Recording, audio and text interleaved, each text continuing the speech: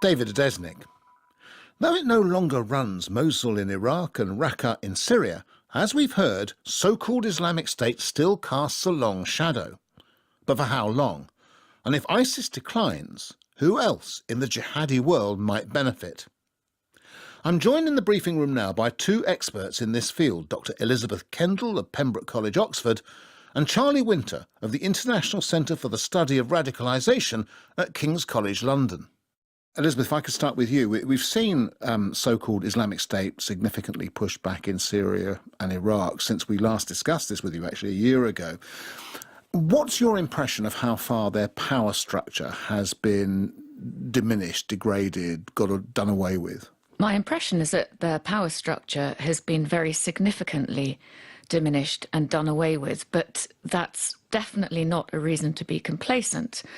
I liken this to shattering a glass. You've got rid of the glass, you can't use it, that's good, but we still have a lot of dangerous splinters that are around and we need to find. Charlie, do you agree broadly with that assessment? Yeah, I do. I think that's a very good way to put it, actually.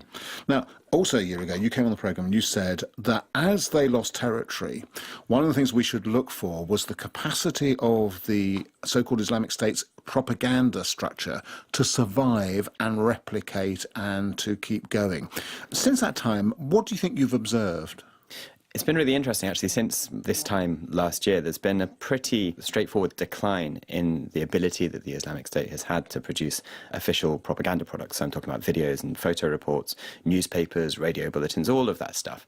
But the fact of the matter is that it is recovering. So that's something that we haven't seen for quite some time, for the Islamic State to actually accelerate its production of propaganda.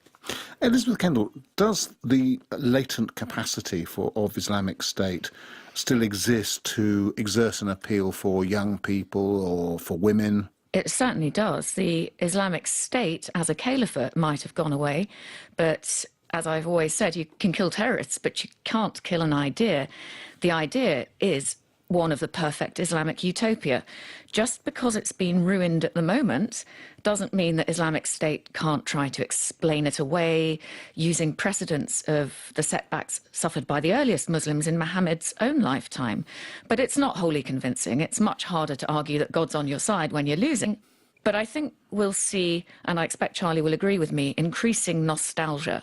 We had a great caliphate and you ruined it. And so there's still plenty to blame the West for. Lots of angry young men, alienated, looking for a sense of belonging, a group identity. None of that's going to go away. Charlie, are we seeing any of that "we had a lovely caliphate" stuff? Less so towards the back end of the year, because things really did become quite difficult for its media apparatus. But there are telltale signs, videos that literally use rose-tinted lenses to look at what life was like in some small village in near the Euphrates River. There is a good deal of that. Now, what do we know about the capacity? We've heard about the idea of virtual control. What about those people who have returned to other countries? Do we know anything at all about whether so-called Islamic State has maintained a capacity to contact them? Well, that's a very good question. This is something which it has been anticipating for a long time. I mean, there's no two ways about it. Yes, it may be materially weaker than it ever was before. Yes, it may have provoked that intervention that has made it so materially weak. But I think it knew what it was doing. Of course, whether it pays off in the long run is a different question. But there was a period in the summer of 2017 when the Islamic State essentially said, listen, if you want to seek refuge outside of the caliphate, if you like, then you can, that it is permissible. And it said this it was just one line of an article that didn't really deal with the whole seeking refuge question, but still that passing reference is very, very significant, because essentially the Islamic State was saying that it was permissible to do something that a few years ago, had someone been caught trying to leave the caliphate, then they would have been either locked up in jail or executed for desertion. Yeah, may I add to that? I think that Islamic State fighters have several options. One of them, which you discussed earlier in the programme, is coming back to Europe if they were foreign fighters who arrived there in the first place. And we're not seeing floods of that. But it's much more difficult for us to track who's going to other places with less secure borders. For example, West Africa, North Africa, Yemen and Somalia, possibly even Indonesia and the Philippines. That's more difficult to tell. But there's also the option of potentially joining Al-Qaeda. And that's not as daft as it sounds, because if you've got the idea of a caliphate, Al-Qaeda too ultimately wants a caliphate. It's simply that it's biding its time. And they are actually putting out material from Al-Qaeda which looks like they're trying to entice Islamic State fighters. OK. Charlie, does that correspond with anything that you're seeing in the online traffic and online propaganda? It does. I'm really glad that it's brought up this massive rivalry, competition, existential competition between Al-Qaeda and the Islamic State, because it's something which has been going on for a long time, and the kinds of rhetoric that have been coming out from both sides have been really quite, I mean, striking is a very soft way to put it.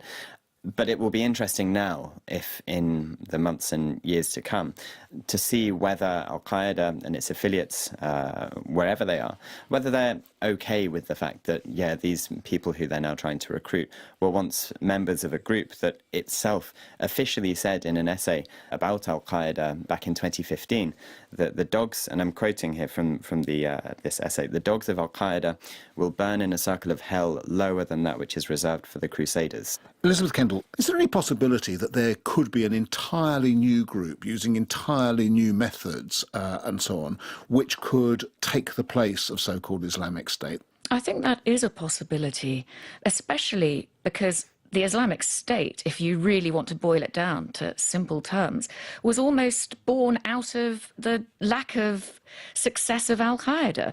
But there are two other options that I'd like to mention for Islamic State fighters. One is there's a concept of a suicide fighter, and that's something that has been really brought to the fore over the last 3 years.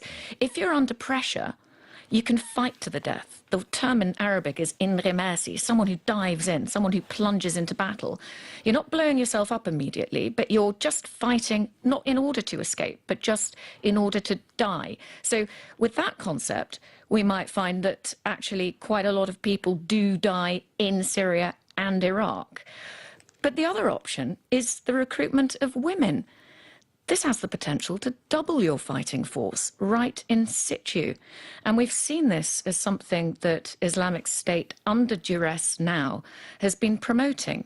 Now, final word from both of you. I mean, it's a hard call, but are we any safer on the streets of London or Paris or Brussels now than we were, say, a year ago or 2 years ago? It all depends on how good a grasp the security services have over the situation with returnees. I think they have a good grasp, actually, in the UK, that is. And we'll only see in the next few months just how good that is. Now, the reason that I hesitate is because now that the Islamic State has lost this whole utopia thing, the new unique selling point for the Islamic State is actually the ability to inspire, incite and direct acts of violence outside of the Islamic State, so inflicting pain on the enemies of the Islamic State by itself as an idea, but also by actually directing attacks. And a video released at the end of November drew particular attention to this. It actually said, in white writing on a black screen, it said, "The jihad has entered a new phase." And that is very, very significant for an Islamic State propaganda video to actually concede that, yes, the Islamic State jihad has changed direction now. It's deeply troubling from my perspective because that just demonstrates where the organisation's new priorities lie. Elizabeth Kendall. Are we any safer at home? No, not really. I do actually think that there's an argument that we're less safe at home, in the short term at least, because, of course, if you can't emigrate to the Islamic State, the advice is stay home and do jihad right there. And we should not also lose sight of the fact that Al-Qaeda still also actually aspires to continue to attack the West. Its last major English propaganda magazine to come out had 96 pages in English focused on trying to derail trains with photographs of the European and US rail networks. There's still a lot to be worried about. That was Elizabeth Kendall summing things up for us. My thanks to her, and also to Fiona de Londres, Richard Barrett, David Adesnik and Charlie Winter. We'll be back next week. Until then, goodbye.